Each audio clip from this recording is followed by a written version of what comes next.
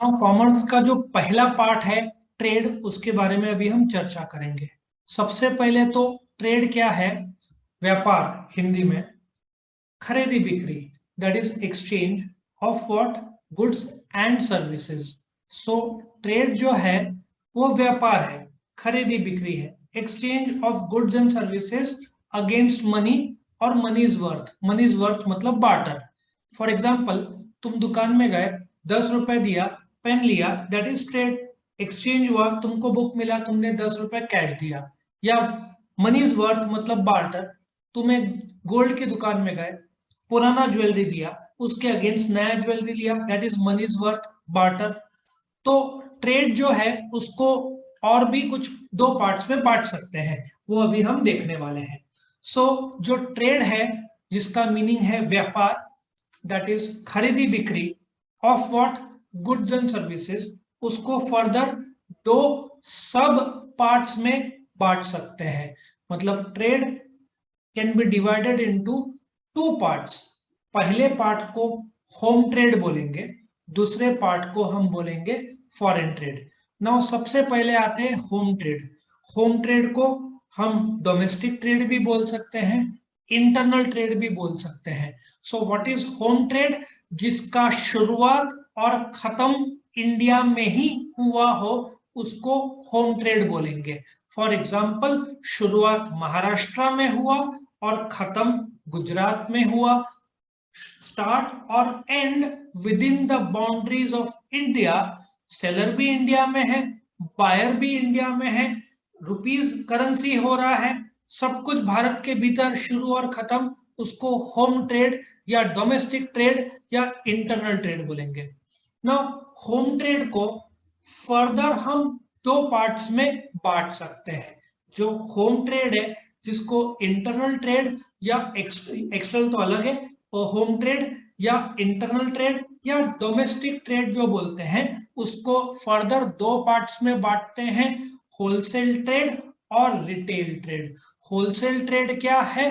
वो ट्रेड जहां पे जो मैन्युफैक्चरर, जो जिसने वस्तु बनाया है, वो बल्क में होलसेलर को देता है, और होलसेलर फिर रिटेलर को देता है, और रिटेलर फिर कस्टमर को देता है। फॉर एग्जाम्पल, जो कंपनी है फार्मास्यूटिकल के, से ग्लैक्सो ले लो, वो बेचेगा होलसेलर को, जो नासिक में गोले कॉलोनी करके जगह है जहां पे सारे होलसेलर्स है, ठीक है ना। होलसेलर के पास आएगा, जो व्यापार वो करता है उसको होलसेल ट्रेड बोलेंगे। होलसेलर बेचेगा रिटेल ट्रेड। रिटेल ट्रेड मतलब तुम्हारा किराना शॉप ले लो, तुम्हारा मेडिकल शॉप ले लो, भाजी वाले, ठीक है ना। सो भाजी वाले जो है रिटेलर्स, वो भी तो होलसेलर से खरीदते हैं, ठीक है ना। और होलसेलर फार्मर से खरीदते होंगे। So best example is retail trade, kirana shop ले लो।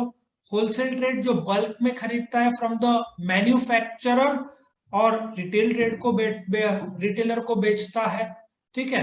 रिटेलर जो आदमी रिटेल ट्रेड करता है, मतलब छोटे छोटा, जैसे होलसेल ट्रेड से रिटेल ट्रेड में उसने फॉर एग्जांपल बेचने के लिए टूथपेस्ट एक साथ 12 लिए होंगे। या तुम ऐसा भी ले लो, अमूल का बेस्ट एग्जांपल दूंगा।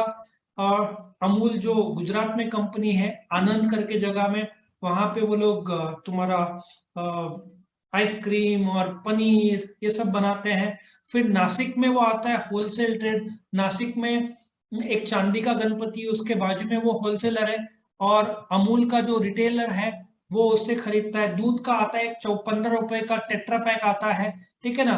तो बॉक्स में करीबन आई थिंक 24 या 30, डिपेंड, 12 24 ऐसे नंबर्स रहते हैं, वो बॉक्स में आएगा।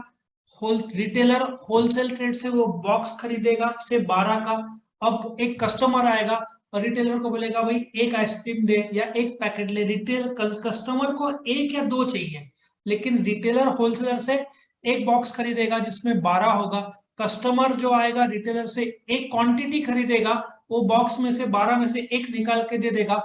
होलसेलर ट्रेड जो एक बॉक्स था जिसमें 12 थे, वो रिटेल को एक बॉक्स देगा, लेकिन होलसेलर जो मैन्युफैक्चरर्स है, जैसे नासिक का जो होलसेलर है वो अमूल से 10 बॉक्स खरीदेगा, 10 या 50 100 बॉक्स खरीदेगा। सो हर बॉक्स में से 12-12 होगा, तो होलसेल ट्रेड अमूल वाले को बोलेगा कि भाई 100 बॉक्स भिजवाओ। तो जैसे ही 100 बॉक्स आ गए, रिटेल ट्रेडर आएगा, नासिक में से 50-100 अमूल के दुकान होंगे, वो आएगा होलसेल के पास, एक बॉक्स लो, कोई रिटेलर बोलेगा 2 बॉक्स दे, कोई एक, कोई 2, 3, उतना ही। लेकिन होलसेलर अमूल से डायरेक्टली 100 बॉक्स का एक साथ टेम्पो में मंगाएगा। फर्क समझ में आया होलसेल और रिटेल का? Yes sir. तो ये होलसेल और रिटेल ट्रेड था।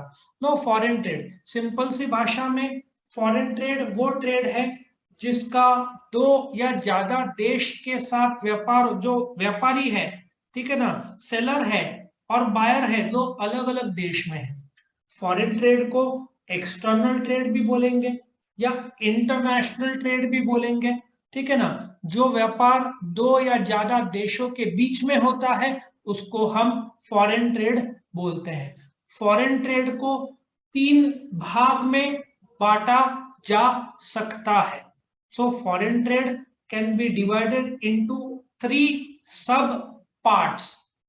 Late us come to the first part, जिसको टेक्निकल भाषा में हम बोलेंगे एक्सपोर्ट, दूसरा भाग जिसको हम बोलेंगे इंपोर्ट, और तीसरा भाग जिसको हम बोलेंगे entrepot. Now let us come to export. Export में शुरू भारत में हो रहा है और भारत के बाहर गुड्स जा रहा है।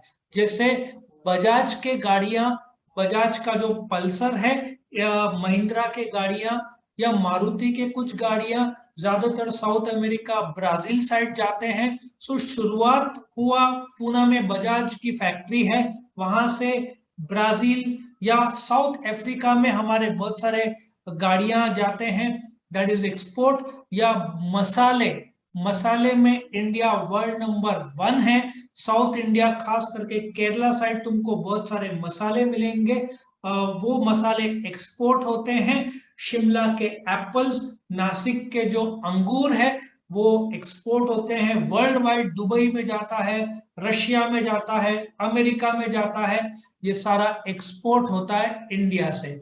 एक्सपोर्ट मतलब selling to a place outside India from a place in India. For example, एक देश गुड्स शुरुआत करता है नासिक से, अंगूर, ठीक है ना, यहां से जाएगा, या सुला के वाइन के बॉटल्स, सर वो एग्जांपल ज्यादा अच्छा, वाइन के बॉटल अच्छा लगता है सोचने को, चलो वाइन का बॉटल ले लेते हैं, रेड वाइन, यहां से एक्सपोर्ट होगा और अलग देश में जाएगा, ठीक है ना। से रशिया में गया, तो यहां से गुड्स शुरू हुआ, बॉम्बे का Jawaharlal Nehru port trust ship वहां से निकली और पहुंची वहां पे। सिंगापुर को 9 दिन लगेगा, ठीक है ना।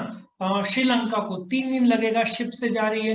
अमेरिका में रुक रुक के जाएगी तो भाई 45 से 46 डेज तक जा सकता है, ठीक है ना, और बिना रुके जाए तो 25-26 दिन तो लगेगा। सो दैट इज एक्सपोर्ट। इंपोर्ट, हम क्रूड ऑयल, जो पेट्रोल का रॉ मटेरियल है, वो गल्फ कंट्री से खरीदते हैं, अमेरिका से खरीदते हैं, इटली से मशीन्स खरीदते हैं, जापान से, चाइना से। सो इंपोर्ट मतलब इंडिया के बाहर से ऐसा सोचो कि कुवैत से हम पेट्रोल खरीद रहे हैं, आजकल हम अमेरिका से भी खरीदते हैं। सो अमेरिका से पेट्रोल खरीदा, और best example is Rafale fighter jets जो हमने फ्रांस से खरीदे, दैट इज इंपोर्ट। उन लोग की जो कंपनी है दसॉल्ट एविएशन, जो फ्रांस के अंदर है, उन्होंने प्लेन्स बनाए, और हमने, इंडिया ने फ्रांस के दसॉल्ट एविएशन से फाइटर जेट्स, जो 4.5 जनरेशन माना जाता है, अमेरिका तो 5th जनरेशन बना रहा है, और जो मिग 21 थे वो अपने पास जो है वो सब 4th जनरेशन पुराने हैं। रफाले इज अ 4.5 जनरेशन, 5th, और चाइना तो 6वें जनरेशन भी सोच रहा है, वो जो भी उनका प्रॉब्लम है। So import is bringing into India goods from a place outside India. Next, entrepot, बड़ा इंटरेस्टिंग है। Entrepot is buying from one country and selling to another country. अभी क्या होता है कि हम कुछ अमेरिका से फ्रूट्स मंगाते हैं। तुमने क्रैनबेरी का नाम सुना है? क्रैनबेरी? No sir. अरे क्रैनबेरी जूस नहीं सुना तुमने जिंदगी में? क्या रियल जूस? सुना है सर। अरे बहुत टेस्टी रहता है, कभी टेस्ट करना। क्रैनबेरी बहुत सारा बाहर से आता है, ये सब अमेरिका, ये सब जगह से आता है। सो बाय चांस हमको श्रीलंका से ऑर्डर मिला, अमेरिका से मंगाया, ध्यान से सुनना, ये बॉम्बे के बॉम्बे में रहेगा, नासिक में आएगा नहीं। सो हमने क्रैनबेरी वहां से मंगाया और वहीं से श्रीलंका को दे दिया वही cranberry. So that is entrepot, buying from one country and selling to another country in the same form. So that is called as entrepot. बड़ा इंटरेस्टिंग टर्म है, एक देश से खरीदना और वही दूसरे देश में बेचना। कई बार क्या होता है कि चाइना से हमने खरीदा और वही किसी और को टैग बदल के बेच दिया, ऐसे वो चाइना भी वैसे करते हैं, बहुत सारे टैग्स। अच्छा एक और चीज बताता हूँ, अभी इंडिया का जैसे बोलते हैं ना चाइना के खिलाफ, बिकॉज वो लद्दाख ये साइड प्रॉब्लम्स चालू है चाइना के विरुद्ध। सो क्या होता है कि इंडिया ने चाइना से खरीदी कम कर दिया है, ये बात सही है, और पेट्रियट जो भारत के लोग हैं वो भी चाइना के वस्तु अवॉइड करते हैं। So what China does, made in China के बजाय आजकल मेड इन पीआरसी आता है, लेकिन फिर PRC means public Republic of China, लेकिन लोग तो होशियार है फिर भी नहीं खरीदते। So China can do a strategy, China ऐसा करता भी है। चाइना से गया है ताइवान और ताइवान से इंडिया में आया, लगा थप्पा मेड इन ताइवान लेकिन बनाया चाइना का। सो ऐसा भी हो सकता है, एंट्रीपॉट ताइवान वाला चाइना से खरीदा और इंडिया को दिया। सो ये भी पॉसिबिलिटी हो सकता है एंट्रीपॉट का। In short, entrepot is buying from one country and selling to another country. क्या ये कंसेप्ट क्लियर हुआ यहां तक? Yes sir. ओके, वीडियो पसंद आया तो लाइक कीजिए, अपने फ्रेंड्स के साथ शेयर कीजिए, उनका भी फायदा हो, और चैनल को सब्सक्राइब कीजिए। Thank you.